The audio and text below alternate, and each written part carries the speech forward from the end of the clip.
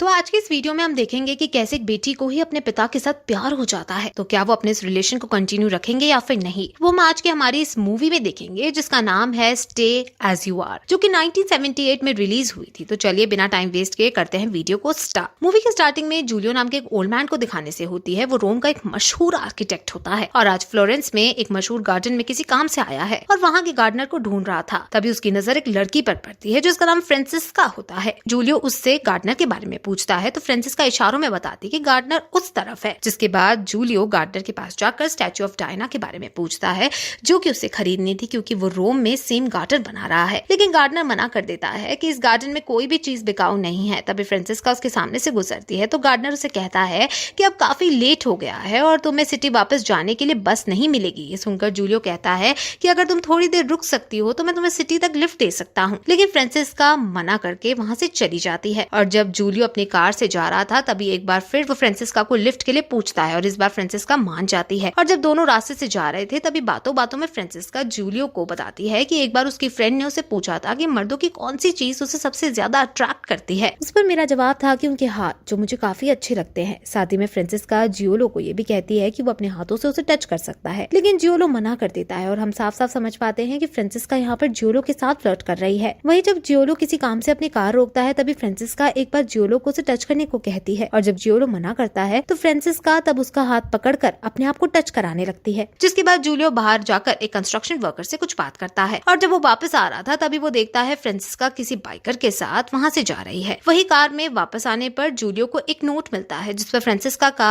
अपना नंबर लिखा हुआ था ताकि जूलियो से कॉल कर सके। तो जूलियो घर आकर फ्रांसिस्का को कॉल करता है। जिसके बाद अगले सीन में हम जूलियो को फ्रांसिस्का के घर पर देखते हैं जहाँ फ्रांसिस्का सो रही थी और जूलियो उसे डिस्टर्ब नहीं करता। जिससे थोड़ी देर बाद फ्रांसिस्का की रूममेट सिसिलिया वहाँ पर आ जाती है। दोनों थोड़ी बहुत बातें करते हैं कि फ्रांसिस्का का नेचर काफी अच्छा है और वो हर किसी के साथ अच्छे से बात करती है। उसके बाद जूलियो अपने बचपन के फ्रेंड लॉरेंजो से मिलता है। दोनों बातें करते हुए एक रेस्टोरेंट में आते हैं जहाँ पर थोड़ी देर बाद फ्रांसिस्का अभी सिसिलिया के साथ आती है।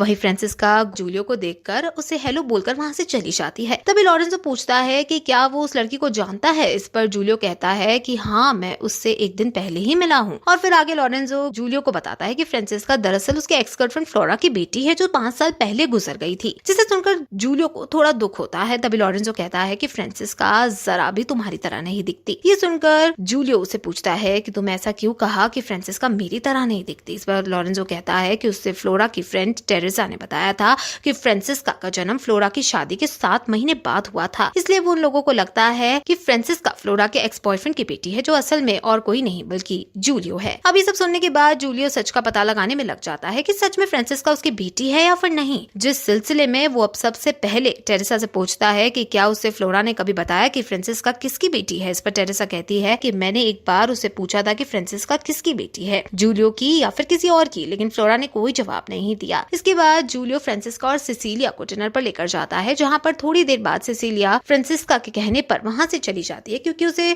जूलियो के साथ अकेले में टाइम स्पेंड करना था। भाई डिनर करने के बाद जब जूलियो और फ्रांसिस्का घर जा रहे थे तभी फ्रांसिस्का जूलियो से पूछती है कि इतना इंसिस्ट करने पर भी वो उसके साथ इंटीमेट क्यों नहीं हो रहा है। इस पर जूलियो कहता है कि मैं तुमसे उम्र में काफी बड़ा हूँ, मेरी शादी भी हो चुकी है और मेरी तुम्हारी उम्र की एक बेटी भी है। गाइस, ये सब सुनकर हम समझ पाते हैं कि जूलियो फ्रांसिस्का के सामने बहाने बना रहा है क्योंकि उसे अभी तक शक होता है कि फ्रांसिस्का उसकी ही बेटी है। जिसके बाद फ्रांसिस्का जूलियो को आज रात उसके घर पर रहने के लिए कहती है, लेकिन जूलियो मना कर देता है ये कहकर कि उसे काम के सिलसिले में वापस रोम जाना ही होगा। इस पर फ्रांसिस्का पूछती है कि वे लोग फिर कब मिलेंगे। जिस पर जूलियो कहता है कि मुझे काम के सिलसिले में अक्सर फ्लोरेंस आना होता है तो हम कभी भी मिल लिया करेंगे। उसके बाद फ्रांसिस्का जूलियो को गुड नाइट किस करके सोने के लिए चली जाती है और फिर जूलियो वहां से निकलकर अपने घर आ जाता है जहाँ पर हम उसकी वाइफ लुइसा को देखते हैं। उन दोनों की बातें हमें पता चलता है कि जूलियो अपनी वाइफ को कुछ खास पसंद नहीं करता। आगे जूलियो लुइसा से अपनी बेटी अलेक्जेंड्रा के बारे में पूछता है और उसे पता चलता है कि अलेक्जेंड्रा बाहर गई हुई है और अभी तक वापस नहीं आई है। तभी अलेक्जेंड्रा घर आती है और अपने मॉम डैड को बताती है कि वो प्रेग्नेंट है। जिसे सुनकर जूलियो को काफी गुस्सा आता है और वो अलेक्जेंड्रा को अबॉर्शन करने के लिए कहता है। वहीं अगले दिन ऑफिस में काम करते वक्त जूलियो को फ्लोरा की कुछ फोटोग्राफ्स मिलती हैं जिसे देखकर उसे अपना पास्ट याद आता है। जिसके बाद वो फ्रांसिस्का से मिलने के लिए उसके घर जाता है, लेकिन फ्रांसिस्का घर पर नहीं होती तो वो सिसिलिया के साथ उसका वेट करता है, जिस दौरान वे लोग काफी एंजॉय करते हैं। तभी फ्रांसिस्का उनको देख लेती है और फिर अपने आप को कमरे में बंद करके रोने लगती है, जिससे हम समझ पाते हैं कि फ्रांसिस्का अब जूलियो को लाइक करने लगी है। जिसके बाद रात में जूलियो देखता है कि फ्रांसिस्का किसी लड़के को अपने घर लेकर जा रही है, इसलिए वो कॉल करके फ्रांसिस्का फ्रांसिस्का को उस लड़के से तुरंत वहाँ से भेजने के लिए कहता है, लेकिन फ्रांसिस्का उसे मना कर देती है। इस पर जूलियो कहता है जब तक तुम उस लड़के को वहाँ से नहीं भेजोगी तब तक मैं तुम्हारे घर के नीचे ही खड़ा रहूंगा। जिसके थोड़ी देर बाद जूलियो उस लड़के को जाते हुए देखता है। तभी फ्रांसिस्का नीचे आकर जूलियो की कार की विंडो पर किस करती है, लेकिन जूलियो बिना कोई जवाब दिए वहाँ से चला जाता है। इसके बाद अगले दिन जब जूलियो अलेक्जेंड्रा के साथ बात कर रहा था तभी फ्रांसिस्का का कॉल आता है जो उसे अगले दिन मिलने के लिए कहती है, मगर अगले दिन जूलियो लेट हो जाता है। तब फ्रांसिस्का उसके घर पहुंच जाती है, जिसे देखकर लुइसा को लगता है कि जूलियो का फ्रांसिस्का के साथ अफेयर चल रहा है, इसलिए वो कुछ देर के लिए उसके घर से बाहर चली जाती है। उसके बाद फ्रांसिस्का जूलियो को हॉर्स रेस में लेकर आती है, जहाँ पर वो बताती है कि रेस में हिस्सा लेने वाले कई हॉर्सेस उसके फादर के हैं, जिसे सुनकर जूलियो काफी ज्यादा खुश हो जाता है क्योंकि अब वो फ्रांसिस्का के साथ रिलेशन में आ सकता है। लेकिन उसकी ये खुशी कुछ ही पलों की रहती है, क्योंकि जब वो फ्रांसिस्का के फादर से मिलता है तब उसे पता चलता है कि फ्रांसिस्का